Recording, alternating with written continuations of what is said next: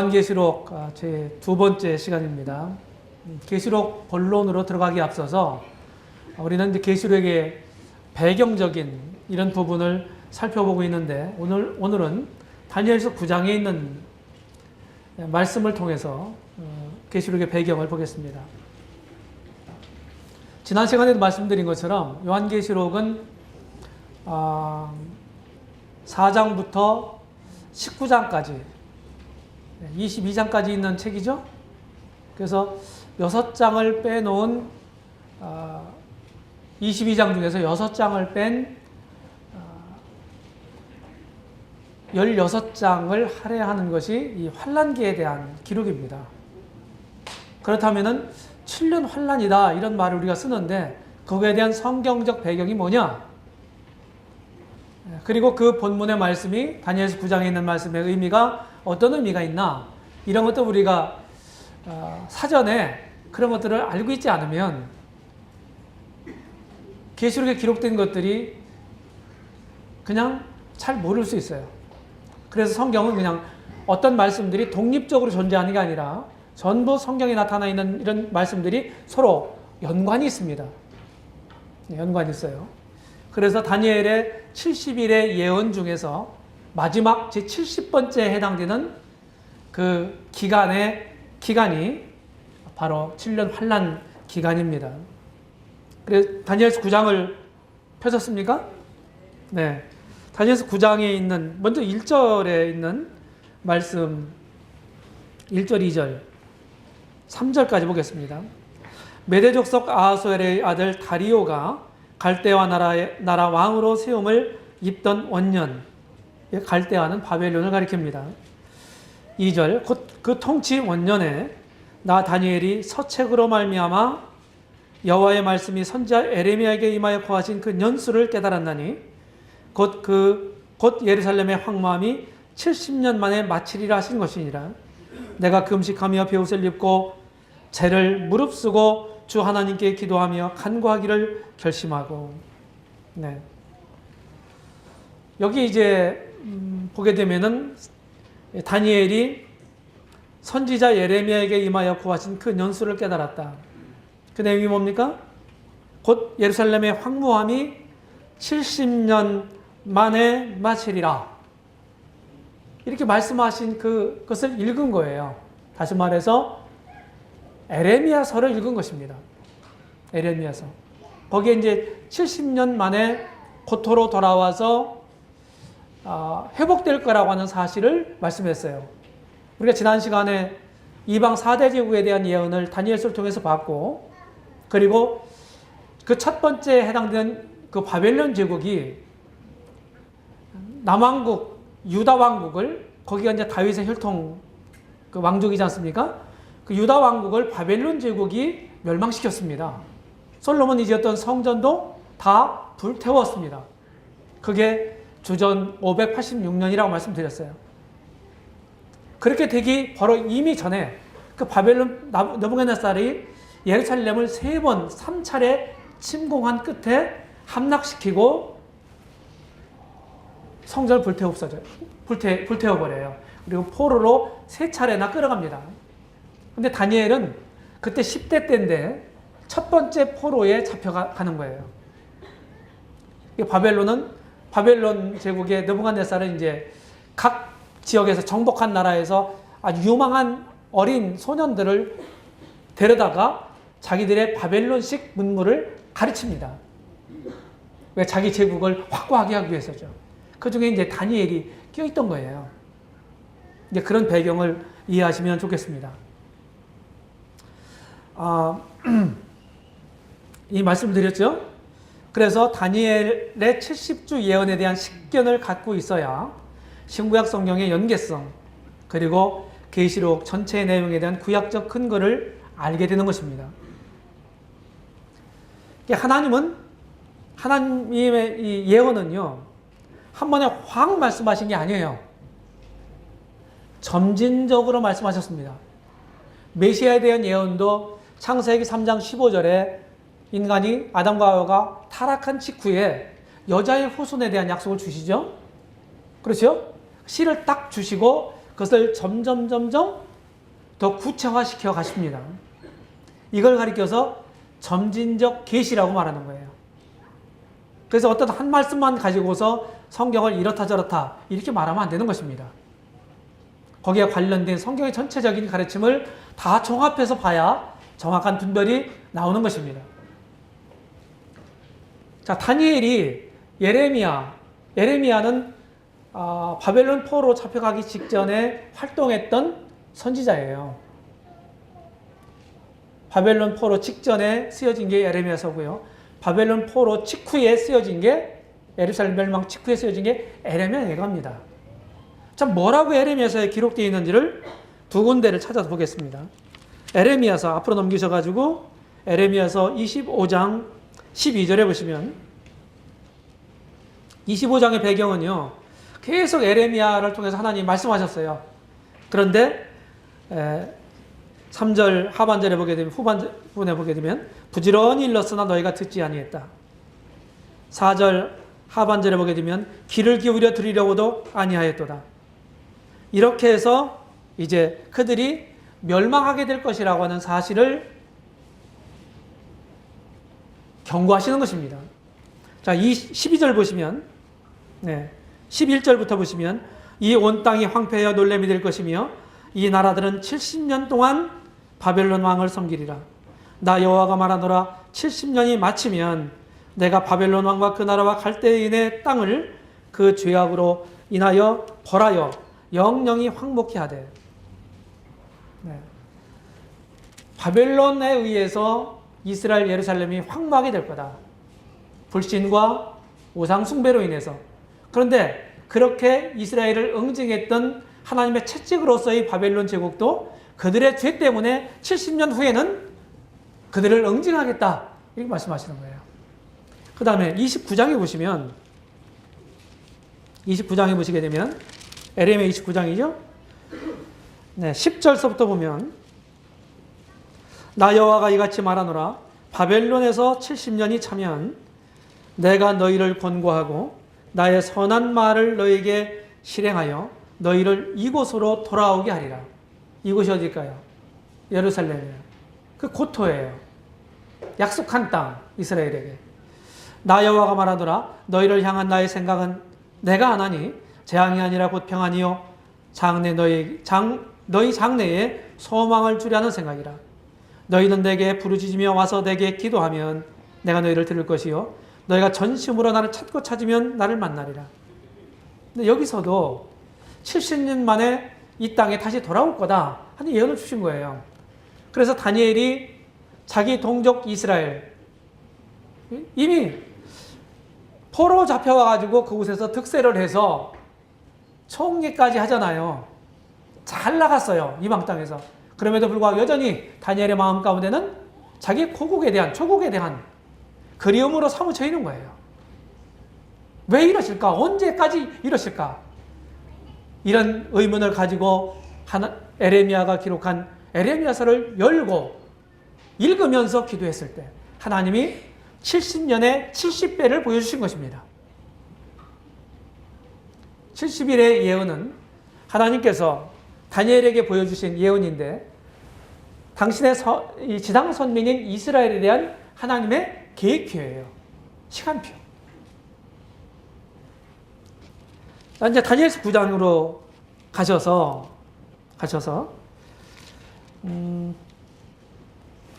시간 관계상 24절부터 27절까지만 보겠습니다. 예, 중요한 말씀이기 때문에 본문을 읽겠습니다. 24절 내가 내 백성과 내 거룩한 성을 위하여 70일에로 기한을 정하였나니 허물이 마치며 죄가 끝나며 죄악이 영속되며 영원한 의가 드러나며 이상과 예언이 응하며 또 지극히 거룩한 자가 기름 부음을 받으리라. 그러므로 너는 깨달아 알지니라.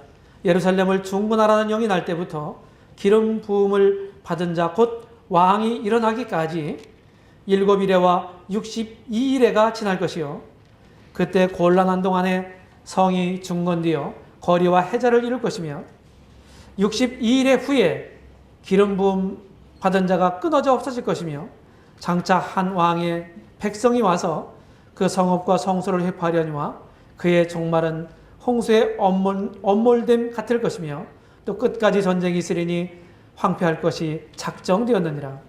그가 장차 많은 사람으로 더불어 한 이래 동안의 언약을 굳게 정하겠고 그가 그 이래의 절반에 제사와 예물을 금지할 것이며 또 잔파하여 미운 물건이 날개를 의지하여 설 것이며 또 이미 정한 종말까지 진노가 황폐케 하는 자에게 쏟아지리라 하였느니라. 네, 바로 이 한달락 이 네 구절의 말씀이 소위 다니엘의 70일의 예언이라고 말합니다. 70일에로 기한을 정했다. 뭘 위해서? 네 백성과 거룩한 성을 위해서. 여기 네 백성은 이스라엘을, 물론 이스라엘을 가리키는 거고 거룩한 성은 예루살렘을 가리키는 거예요. 그걸 위해서 70일에로 기한을 정했다. 하나님 말씀입니다. 그리고 7일에와 62일에가 지날 거다. 더하면 69일에죠. 그때 뭡니까? 기름 부음 받은 자가 끊어질 것이며. 네. 이렇게 말씀했어요. 그때가 바로 우리 주님 메시아 시대입니다. 메시아 시대. 왕이 일어나기까지. 그리고 기름 부음 받은 자가 끊어질 것이며.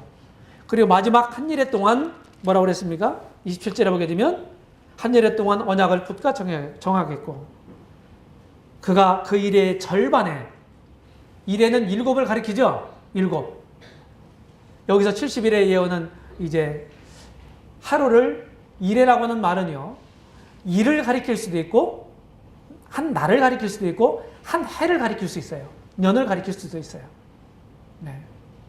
그것은 이제 어떻게 하냐면은 문맥을 통해서 연을 의미하는지 날을 의미하는지 봐야 합니다. 일이라고 하는 말이 여기 9장에 나오고 10장에도 나와요. 10장에는 세일에 동안 금식했다는 말이 나옵니다. 거기는 문맥이 날을 의미하여 뭘 의미해요? 년을 의미해요. 세일에 동안 금식했다고 다니엘이 말하고 있는 거예요. 날을 얘기하는 거죠. 그게 연을 얘기하게 되면 21년 동안 어떻게 금식을 합니까? 못하는 거죠. 그렇죠? 근데 반면에 구약은 년을 의미합니다. 년을. 왜냐하면 490일, 일로 따지면 7749, 490일이잖아요. 490일 동안 여기서 말한 것들이 다 이루어질 수가 없어요. 그러니까 연을 의미하는 것입니다. 이렇게 보시면 되는 거예요. 그래서 먼저 시간에 다니엘에서 도표를 봤는데요. 다니엘에서 도표를 봤는데 지금 우리가 보고자 하는 것은 무엇입니까? 바로 여기입니다. 여기. 어느 시대냐면은 네. 여기 요 시대를 가리키는 거예요. 요 시대. 이게 환란기입니다. 계시록에 기록된 대부분의 성경이 문자 그대로 이루어지는 시기죠. 지난번에 신상의 꿈을 봤죠? 그렇죠? 종아리는 넉적다리와 종아리는 뭐라고 그래요? 철로 이루어졌고요. 발은 철과 진흙으로 됐다고 그랬어요. 그렇죠? 이미 로마 제국은 끝났습니다. 멸망했습니다. 서노마 제국은 주전 476년에 멸망했고 동로마 비단틴 제국은 1453년 술탄 메메드 1세에 의해서 멸망했습니다. 없어졌어요. 그런데 성경의 예언상으로는 로마 제국이 여전히 건재하는 것으로 나타나 있어요. 그게 우리는 예언상으로 부흥 로마 제국, 신생 로마 제국이라고 말하는 것입니다. 그것이 로마 제국이 신생 로마 제국은 옛 로마 제국의 판도 위에 지중해를 중심으로 해가지고 인근 지역을 다 차지하고 있었던 로마 제국이었잖아요. 옛 로마 제국의 판도 위에 세워질 나라. 그게 적그리스도의 제국이 되는 것입니다. 이게 요한계시록의 도표예요. 바로 여기서부터 여기까지가 3장까지입니다. 그리고 여기서부터 여기까지가 4장서부터 18장까지입니다. 그리고 지상재림하시죠. 19장에서 20장 천년왕국, 그 다음에 1장 22장 영원. 이제 계시록의 구조가 이렇게 되어 있는데 이것이 이 환란기 7년 환란기 짧은 기간 동안에 일어날 일들을 아주 구체적으로 계시록에 아주 많이 기록되어 있다는 거예요. 많은 장을 할애하면서. 자, 첫 번째, 구약 이스라엘에 대한 구약의 예언을 보면 이렇게 많아요. 엄청난 재앙의 날 환란기에 대해서 여호와의 날이라고 얘기도 하죠. 환란기에 대해서 이렇게 말하고 있고 이스라엘이 이제 주전 586년에 멸망이 바빌론 포로로 끌어갔죠. 그 다음 페르시아 제국 황제들에 의해서 고토로 타고난 조서를 받고 그때 돌아와서 성전을 재건하고 거기서 쭉 살았어요. 그렇죠? 그러다가 또다시 메시아를 그들이 배척하고 죽였습니다. 또다시 하나님께서 그들을 열방에 흩으셨어요. 그때가 주후 70년이다. 재건된 그 성전이 그때 다 불타 없어집니다. 로마의 타이터스 장군에 의해서. 다 불타 없어져요. 그리고 이스라엘 사람들이 완전히 못 살게 만들어요. 거기서. 그때 지금 그 팔레스타인이라고 하는 그 사람들이 거기서 자리 잡고 사는 것입니다. 그런데 이스라엘이 2차 세계대전이 끝난 3년 후에 1948년 5월 14일 날 독립을 하지 않습니까? 그런데 이스라엘의 고토귀환, 옛날 땅으로 돌아오는 것, 그리고 영적으로 회복하는 것, 이런 것에 대해서 성경이 구약 성경이 예언하고 있다고 하는 거예요. 그런데 거의 1900년 동안 멸망한 이스라엘이 고토로 돌아와서 그 나라를 세운다, 재건한다. 이런 것들이 구약 성경에 예언되어 있는데 그게 이루어지지 않았어요. 1948년 이전에. 이 사람들은, 회의론자들은 그게 큰 빌미가 됐습니다. 성경은 거짓말이다. 이건 문자적인 의미가 아니다. 그래서 1차 세계대전, 2차 세계대전이 일어나기 전에는요. 그래서 후천년설, 나중에 얘기하겠지만 후천년설이 득세하게 된 거예요. 복음이 막 전해져 가지고 세상이 다 복음화되고 이렇게 해서 주님이 재림하신다는 거예요.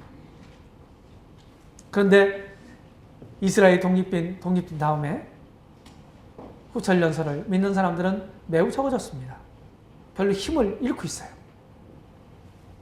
천년왕후에 대한 예언도 천년이란 말은 사용하지 않았지만 요한계시록 20장에만 사용되어 있거든요. 천년이란 말이. 그런데 아주 그런 이상적인 나라, 이스라엘이 중심이 돼가지고 아주 이스라엘이 한 번도 세상 열방의 지도국 역할을 한 적이 없잖아요. 근데 지도국이 될 것이라 예언했어요. 언제? 아직 이루어지지 않은 겁니다. 이런 많은 예언들이 그냥 영적으로만 될까요? 문자 그대로 이루어져야 되는 거예요. 이런 예언들은요, 메시아의 초림, 메시아와 관련 있는 구절들이 굉장히 많아요. 그럼 초림 예수님은, 이미 왔다 가신 예수님은 예언된 문자 그대로 왔다 가셨단 말이에요. 그대로 문자 그대로 성취가 됐단 말이에요. 그럼 이렇게 남은 구절, 남은 예언들도 문자 그대로 이루어질 것이라고 믿는 것이 매우 합당한 것입니다. 이런 것에서부터 출발하게 되면 다니엘의 70일에도 이미 69일에가 문자 그대로 이루어졌어요. 그러면 나머지 한 일에도 문자 그대로 이루어질 것이라고 하는 그 정한 짧은 기간 7년간 이렇게 성경을 분별하는 것이, 해석하는 것이 옳다고 하는 것입니다. 자, 이것이 이제 그 예언인데요. 구약의 예언, 이 선지자들의 눈은요, 초림하셔서 구속을 이루실 십자가에 달리실 예수님을 바라봤어요. 그 똑같은 동일선상에 있는 그 십자가 너머에 있는 메시아의 영광도 동시에 봤습니다. 십자가에서 고난받으실 예수님도 봤을 뿐만 아니라 영광을 받으신 큰 권능을 갖는 이런 메시아도 동시에 봤던 거예요. 구약의 선지자들이요. 이해되십니까? 동일선상에 있었던 거예요. 같은 눈으로 동일선상에 있는 것을 봤어요. 그런데 시간적은 우리가 생각할 때는 시간적인 갭이 있는 거예요. 간격이. 이렇게. 초림이라는 봉우리와 재림이라는 봉우리 사이에는 거대한 교회시대라고 하는 골짜기가 있었다고 하는 사실을 구약 선지자들의 눈은 볼 수가 없었던 것입니다. 그래서 오늘날 우리가 신약 성경이 다 완성되어 있고 우리가 하나님의 계시의 말씀을 온전한 계시의 말씀을 가지고 있잖아요. 우리의 분별, 우리의 안목, 하나님의 뜻에 대한 예언에 대한 이런 우리의 식견 이런 것들을 구약 사람들은 우리만큼 갖고 있지 않았다는 거예요. 그래서 우리가 이해하고 있는 대로 구약 사람들도 이렇게 이해했을 거다. 이렇게 생각하는 거는요. 그건 언어도단이에요. 그럴 수 없어요. 하나님이 계시한 만큼만 우리는 이해할 수 있는 거예요. 그게 최선이에요. 이런 점들을 기억하시기 바랍니다. 그럼 두 번째 단락에서 다니엘의 70주 예언을 보겠습니다. 성경에 이런 조서들이 있었다고 그랬죠? 성전에 관련된 조서들은 세 가지가 있습니다. 맨 나중에 아닥사스다가 내렸던 느헤미야 2장 1절에 기록되어 있던 성벽, 예루살렘 성벽 재건에 관련된 조서. 이 조서로부터 영이 예루살렘을 중건하라는 영이 날 때부터 그랬거든요. 그것이 70일의 시발점인 것입니다. 그러면 그걸 언제 잡느냐? 이 세대주의 학자들도요. 크게 두 가지 부류가 있어요. 하나는 요때 잡는 분들이 있습니다. 요때. 또 한 부류는 요때 잡는 분들이 있어요. 우리 대체적으로 우리가 이제 가르침 받은 건 로버트 앤더슨이라고 하는 영국 형제님이 이분이 귀족입니다. 앞에 서자가 붙어요. Sir 로버트 앤더슨 이렇게 부릅니다. 이분이 이제 이걸 계산해냈어요. 예. 그리고 역사, 우리가 가지고 있는 역사에 적용을 시켰습니다. 최초에. 그래서 예언 해석을 할 수 있는 기초를 놓으신 분이 형제운동의 주역 중에 한 분이었던 로버트 앤더슨입니다. 성벽 재건과 관련되어 있다. 그래서 주전 445년에 이 조서가 내려지죠. 자, 70조 예언 분석을 해보겠습니다. 예언의 장은 이스라엘이에요. 그렇죠? 네 백성과 네 거룩한 성을 위해서. 예언의 기간은 70일이에요. 70일로 기한을 정했다고 말씀했습니다. 그 다음에 예언의 성격은 백성의 회복이에요. 허물이 마치며 죄가 끝나며 죄악이 영속되며 영원한 의가 드러나며 이상과 예언이 응하며 이렇게 말씀했단 말이에요. 백성의 회복. 그 다음에 이 예언의 중심이 누굽니까? 메시아입니다. 기름 부음 받은 자. 기름 부음 받은 자. 지극히 거룩한 자가 기름 부음을 받으리라. 누구를 가리켜요? 그리스도를 가리키는 것입니다. 메시아를. 그 다음에 예언의 시발은요. 예루살렘 성이 중건하라는 영이 날 때부터 그랬어요.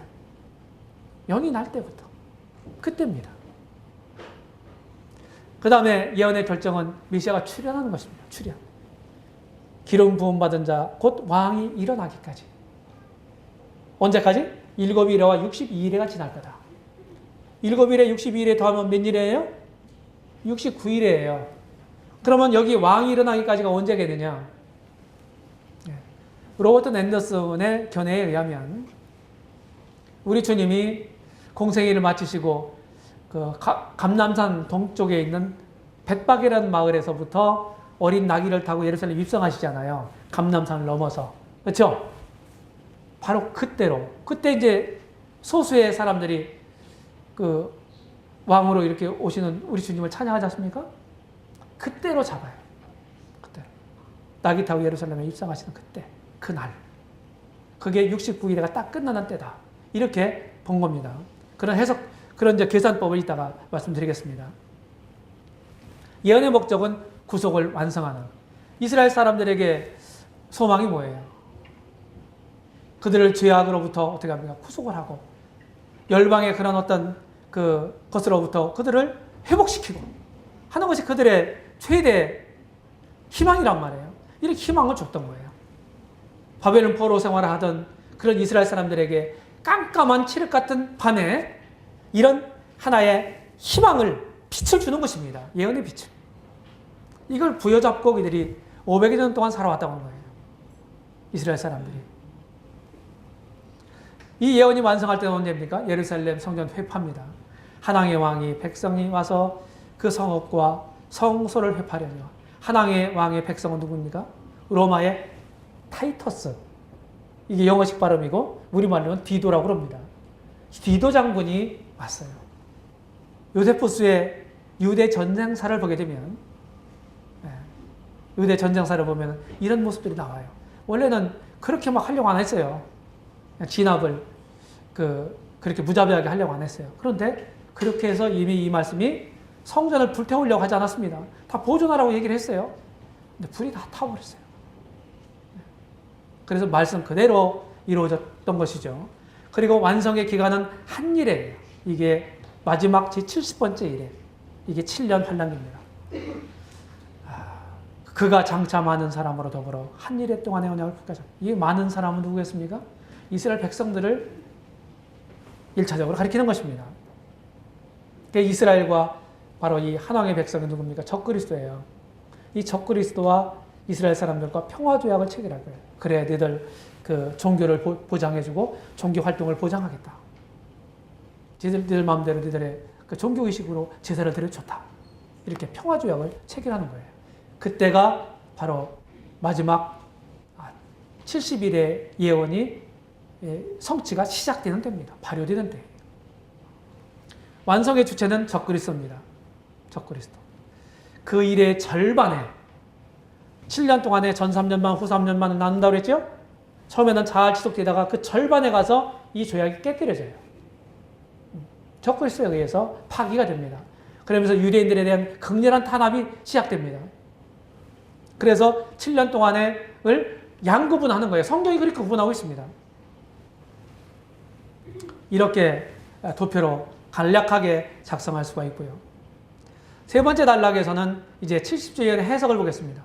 좀 이제 산수 공부 좀 해야 됩니다. 네. 자, 지금 이제 성경에 기록되어 있는, 특별히 구약 성경에 기록되어 있는 달력은 음력입니다. 음력. 음력은 1년을 며칠로 잡죠? 360일로 잡습니다. 360일. 음력 큰 달이 며칠간 있어요? 며칠? 30일. 작은 달은 29일, 28일. 그 양력하고 좀 차이가 있어요. 고대에는 그런 달력을 썼다고 하는 거예요. 1년은 360일로.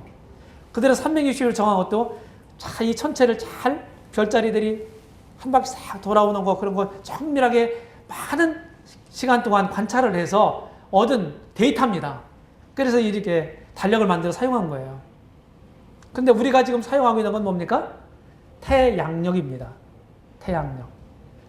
음력은, 태음력은 360일 1년을 잡고요. 1년을. 태양력은 365일 0.25 이렇게 잡는 거예요. 정확하게 말하면 2425입니다. 네. 이걸 이제 그레고리 이력이라고 합니다. 이 그레고리 이력은 언제 시작이냐면은 로마 시대 때 만들어졌어요. 로마 사람들은 무엇인가를 창안해내고 만들고 그러기보다는 자기들이 정복한 그런 땅에서 그런 어떤 지식이나 이렇게 창안해내는 것들을 갖다가 자기들 것화했습니다. 이게 로마 문명이에요. 사실은 이건 이집트에서부터 발달했습니다. 천문학이. 이집트에서.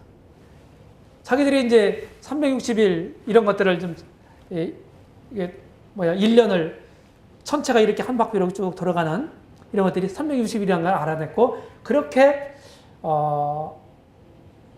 거기에다 달력을 만들어 사용했어요. 근데 나중에 세월이 흐르면서 이게 굉장히 글씨가 작죠? 그냥 참고하세요. 로마의 정치가 율리우스라는 사람의 시대에 이 편차가 있다고 하는 사실이 발견된 거예요. 1년이 365일 정도 된다고 하는 사실을 알게 된 거예요. 예. 지구가 태양 주위를 한 바퀴 도는 걸 1년으로 하자 이렇게 한 거잖아요. 그게 편차가 좀 있다고 하는 사실을 알게 됐어요. 그래서 사용하던 달력하고 이걸 하려고 하니까 어떻게 됩니까? 새로운 역법이 필요했던 거예요. 새로운 역법이. 그리고 이제 이렇게 해서 이걸로 사용했어요. 그래서 365일 0.25 4년마다 한 번씩 윤희를 주는 것입니다. 그러니까 2월 29일을 주는 거예요. 4년마다 하나씩. 4로 나눠지는 해를. 그렇게 쭉 한 1000년 동안 사용했습니다. 그랬더니 천년 동안 사용하니까 편차가 많이 생기는 거예요. 이렇게 해서 율리우스라는 사람입니다. 이렇게 해서 이제 그레고리라고 하는 황제가 교황이었던 그레고리 13세가 이 그레고리력이라고 하는 소위 우리가 사용하는 태양력을 다시 만듭니다. 그때는 막 며칠 막 이렇게 없는 날도 있고 그랬어요. 10며칠 되는 날도 있고 이걸 보정하기 위해서 이렇게 해서 했던 것이 이런 원칙을 세웠는데요. 원칙을 세웠는데 그 해 연도가 4로 나눠지는 해면은 4로 나눠지지 않는 해는 2월 28일까지만 두고 4로 나눠진 해는 2월 29일 하루를 더 둔다는 거예요. 만약 그 연도가 100으로 나눠지는 해는요. 100으로 나눠진 해는 안 둔다. 2월 29일에 안 둔다. 100으로 나눠지는 해는 4로도 나눠져야 안 나눠져요? 나눠져요. 나눠지는데 100으로 나눠지면 그 해는 그냥 28일로 그냥 둔다는 거예요. 뿐만 아니라 어떤 해가 400으로 나눠져요. 400으로. 400으로 나눠지면 100으로도 나눠지고 4로도 나눠지죠. 그렇죠? 그런데 그때는 그냥 2월 29일을 둔다는 거예요. 이게 지금 태양력의 기본 원칙입니다. 왜? 편차를 보정하기 위한 거였습니다. 그래고리력의 원리를 보게 되면 지구가 태양 주위를 돌고 있잖아요. 한 바퀴 도는 것이 정확하게 현대 과학은 365일 5시간 48분 46초다. 얼마 속도로? 1초에 30km 속도로 돌고 있다는 거예요. 그래서 1초에 30km 속도로 태양 주위를 지구가 지금 공전하고 있는데 1초에 365일 하고 5시간 48분 46초. 다시 말해서 11분 14초가 모자라는 6시간이 더 있는 겁니다. 하루 24시간이죠? 그래서 6, 4, 24 그래가지고 하루를 더 두는 거예요. 그런데 11분 14초가 1년에마다 부족한 거잖아요. 그렇죠? 근데 그걸 더 둬요. 그러니까 100년마다 그것을 안 두는 겁니다. 안 두다 보니까 또 넘어요. 400년마다 그냥 두는 거예요, 또. 문제 아시죠? 이게 그레고리력의 원리다. 하는 사실을 기억하시기 바랍니다. 자, 70일의 해석 원리를 보면, 아까 얘기했죠? 이래라고 하는 히브리 말은 샤바란 말입니다. 샤바. 이거는 문맥을 통해서 년을 의미하는지, 날을 의미하는 건지 결정해야 된다. 말씀을 드렸습니다. 우리가 지금 함께 나누고 있는 다니엘서 99장에 다니엘의 70일의 예언 중에 이래라고 하는 말이 여러 번 사용되는데 그것은 년을 의미한다. 해석을 보겠습니다. 70조 시발점은 예루살렘 성 중건하는 영이 날 때부터예요. 영이 날 때부터. 이거는 성벽과 관련된 조서는 느헤미야 2장 1절에 있는 조서뿐이다. 바사의 아닥사스다 왕 20년 니산월에 느헤미야 2장 1절에 보게 되면 이렇게 기록되어 있어요. 그런데 아닥사스다라고 하는 페르시아 제국의 황제가 즉위한 연도가 역사적 사료에 의해서 밝혀졌어요. 정확한 연대가 밝혀졌어요. 그게 뭡니까? 465년이라고 하는 것입니다. 즉위한 연대가. 그러면 즉위한 지 20년째 되는 해니까 몇 년이에요? 주전이니까 빼야 되죠? 그러니까 이 445년이란 말이 여기서 나오는 것입니다. 그리고 이제 니산월은 이스라엘 사람들이 이제 정월달을 니산월이라고 그랬어요. 니산월 또는 아비벌. 날짜는 얘기를 안 해서요. 그러면 그들 유대인들의 관습대로 초하루를 의미한다. 이렇게 보시면 됩니다. 그래서 역사적 연대로 보면 양력으로 따져서 우리가 사용하는 그레고리력으로 따져서 BC 445년 3월 14일이다. 이 영을 발표한 날이. 이렇게 이제 계산이 되는 거고요. 69일에는요, 양력으로 환산하게 되면은, 69일을 양력으로 환산하게 되면은, 일수로 환산하게 되면 17만 3,880일이에요. 양력이 얼마라고 그랬습니까? 365일.24251입니다. 약 4분의 1이죠. 이게 476년 24일이에요. 음력으로 하면 69일에는 483년이에요. 음력으로는. 양력으로 환산하니까 거의 7년이 빠지는 거예요. 예. 그래서 476년 24일 동안 69일에가 끝난다. 그래서 그것을 쭉 해보니까요. 계산해보니까 AD 32년 4월 6일로 계산이 됐어요. 이것이 로버트 앤더슨 경의 계산입니다. 그리고 제 70번째 일에 69일에는 이미 끝난 거예요. 성취가 된 거예요. 그럼 마지막 한 일회가 남아 있습니다. 69일회와 제 70번째 일회 중간에 뭐가 있어요? 무슨 시대가 있습니까? 교회 시대가 있는 겁니다. 이것이 구약 성경에는 교회에 대해서 직접적으로 예언이 안 돼 있다고 말씀드렸죠. 그렇죠? 구약의 선지자들은 많은 앞날에 대한 예언들을 많이 했는데 교회에 대한 예언은 하지 않았다는 거예요. 골짜기 있었기 때문에 보지 못했다는 것입니다. 하나님 계시하지 않았다. 네, 이렇게 70일의 예언을 이렇게 정리할 수가 있습니다. 이런 것들은 자세히 공부하시려면 제가 쓴 책에 여러 군데 있습니다.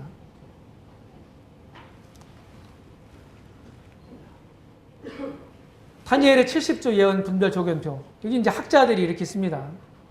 로버트 앤더슨부터 시작해서 알바 맥클레인이라는 학자가 있습니다.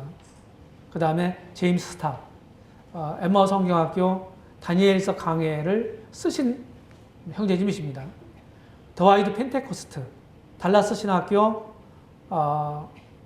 신학대학원 교수였던 분입니다.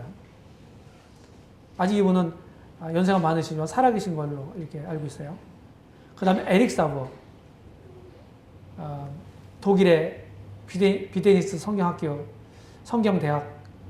대학장을 지내신 분이죠. 형제님이세요. 그 다음에 글리스 나차라는 분은 이분이 아니에요. 네. 이분도 세대주의자입니다. 그런데 여기 제가 색깔을 달리한 것은 이 우이 색깔은 로버트 앤더슨이나 알바 맥클레인이나 제임스 스타나 더와이트 펜테코스트는 성벽 재건 그 시점을 시발점으로 삼은 분들이에요. 그 다음에 이제 에릭 사워나 글리스 나차라는 분은 2차 귀환령이잖아요. 그래서 2차 귀환 조서를 받아가지고 에스라가 2차 귀환자들을 이끌고 돌아오지 않습니까? 그래서 영적으로 회복시키고 하잖아요. 그때를 잡고 있는 학자들이에요. 그런데 원리는 같다고 하는 것입니다. 시발점 적용 시점이 조금 다를 뿐이지. 조금 이 차이가 있을 뿐이지. 그러면은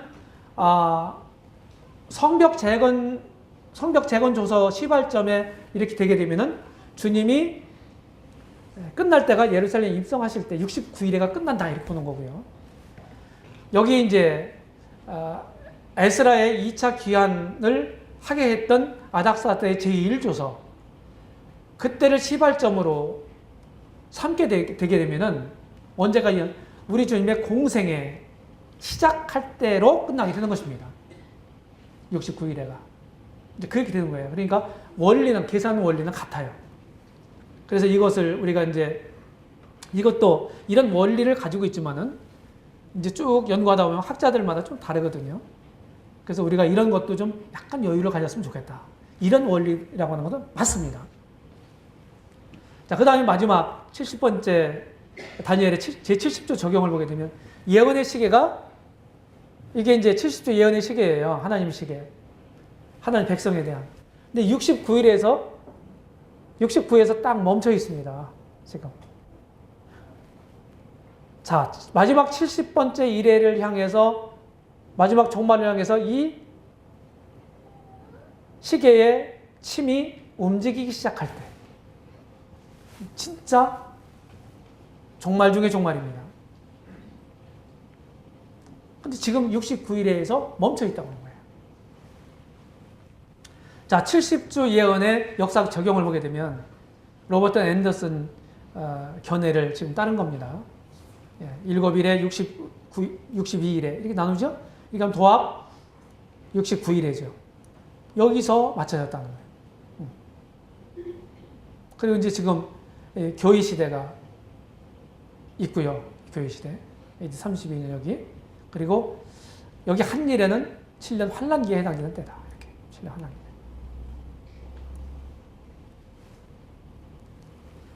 태양력으로는 476년이 6년간이 언제입니까? 69일에가 마치는 때죠. 7년 환란 기간을 성경은 두 가지 구분을 하고 있죠. 조약이 성립되고 이때는 재난의 시작이라고 우리 주님이 말씀하셨어요. 마태복음 24장에 보게 되면 재난의 시작이다. 그리고 다니엘서 9장에서 우리 읽은 것처럼 멸망에 미운 물건이 날개를 의지하여 살 것이며 우리 주님도 마태복음 24장에서 종말에 있을 일들에 대해서 말씀하시면서 다니엘서 지금 여기에 있는 다니엘서 9장에 있는 이 말씀을 인용했어요. 멸망에 가증한 것이 거룩한 곳에 선 것을 보거든. 마지막 가까운 줄 알아라. 이렇게 말씀했습니다. 그래서 이거는 적그리스도의 출현을 가리킵니다. 적그리스도가 직접 그렇게 자기를 우상화해서 그렇게 한다든지 아니면 자기의 어떤 형상을 만들어서 성전 같은 데 이런 데 세워놓고서 경배를 한다든지 동상을 만들어가지고 이룰 수 있는 것입니다. 그리고 이제 마지막 후 3년만 이것을 가리켜서 대환란이라고 부르는 것입니다. 대개 이제 책들을 여러분들이 보시게 되면은 7년 대환란 이런 말을 많이 씁니다. 저는 그렇게 쓰지 않고 이 마지막 때가 큰 환란이 있겠습니다. 창세 이후도 없고 이후에도 없을 큰 환란. 이게 대환란인데 이거는 후 3년 만에 해당되는 기간이다. 그렇게 보고 전체를 가리킬 때는 저는 환란기라고 하는 말을 씁니다. 70일의 역사적 적용을 보게 되면은 69일에가 이때 끝났죠? 네, 끝났어요. 이거는 이제 음력으로 계산한 69일입니다. 69 곱하기 7 하면은 483이 나옵니다. 네. 그리고 끝난 다음에 69일과 제70번째 일의 사이에 이 교회시대가 껴있는 거예요. 지금 우리가 그 복을 누리고 있는 것이죠. 네. 그런 다음에 교회가 완성되면 휴거가 되면서 바로 70일에가 시작되는 거예요. 네, 시작되는 거예요. 그게 7년 환란입니다. 그래서 우리는 환란 전 휴거를 믿잖아요. 환란 전 휴거. 그래서 주님이 환란기가 끝난 다음에 지상 재림하셔서 당신의 왕국을 세우시고 1000년 동안 다스리시죠. 그 환란 천년왕국 종말에 크고 힘무자의 심판이 있고 거기서 불신 자들을 다 심판해서 지옥에 보내고 영원한 세계로 들어가죠. 이것이 성경에 나타나는 하나님의 경륜입니다. 네, 결론을 생각해 보겠습니다. 성경의 하나님, 이 하나님은 시간의 지배를 받을 수 없는 영원하신 하나님이세요. 그러니까 우리는 먼 후일에 있는, 우리가 알 수 없잖아요. 한 치 앞도 모르잖아요. 그런데 하나님은 시간의 지배를 받지 않는 분이기 때문에 우리 편에서 볼 때, 인간 편에서 볼 때 먼 후대, 몇 천년 후에 일들이 할지라도 하나님은 지금 보는 것처럼 보실 수 있는 분이다 이 말이에요. 그렇죠? 그래서 우주의 주제로서 당신의 철저한 계획을 신실하게 이루어 가시는 것입니다. 하나님 말씀은 땅에 떨어지는 법이 없어요.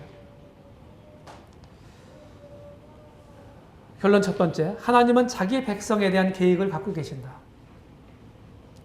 우리는 그 계획에 대한 외경심을 가지고 그것을 잘 알아서 가장 최선으로 인도하시는 선하신 하나님을 우리는 의뢰하고 따라야 합니다. 우리 계획이 중요한 게 아니고 내 생각이 중요한 게 아니고 우리 가운데 두신 하나님 뜻이 뭐냐? 내 개인에게 두신 하나님 뜻이 뭐냐? 이걸 우리가 바르게 하는 게 중요하다. 우리가 그런 삶을 살았으면 좋겠습니다. 이제까지 역사가 진행되어 온 거 보면요. 예언된 하나님 말씀이 하나도 땅에 떨어진 게 없어요. 그리고 앞으로 이루어지지 않은 미성취된 예언도 이미 이루어진 예언처럼 반드시 문자대로 성취된다고 우리는 믿는 것입니다. 그럼 결론 두 번째, 영적인 일에 깊은 관심을 가지고 우리는 성경을 펴서 회개하고 간구를 해야 합니다. 마치 다니엘처럼. 근데 하나님이 기록된 성경 말씀 에레미야서를 통해서 더 크고 더 먼 계획표를, 더 웅대한 계획표를 주신 거예요. 다니엘에게. 그렇죠? 우리들에게도 그럴 수 있다. 또 다른 새로운 계시, 성경 없는 계시, 그런 걸 말하는 게 아니라 기록되어 있는, 성경에 기록되어 있는 그런 말씀, 하나님 계시로서의 말씀 안에 내포되어 있는 그런 비밀들을 우리들로 알게 하셔서 바르게 행하도록 하신다 하는 거예요. 제 말은. 다니엘처럼 경건한 사람을 통해서 하나님께서 언제나 당신의 비밀, 당신의 뜻을 알려주시고 그들을 통해서 섭리에 가신다는 사실을 우리가 잊어서는 안 되는 것입니다. 하나님은 아무나 쓰시는 게 아닙니다. 당신의 뜻을 존중하고 구하고 그리고 경건한 삶을 사모하고 살아가는 사람들을 통해서 당신의 경륜을 이루어 가시는 거예요. 우리가 이런 점에 마음을 두시고 늘 하나님 앞에서 살아갔으면 좋겠습니다. 하나님을 의식하면서 여호와 보시기에 내가 어떤 사람인지 생각하면서 그분의 뜻이 무엇인지를 생각하면서 살아가는 우리 모두가 되기를 바랍니다. 기도하겠습니다.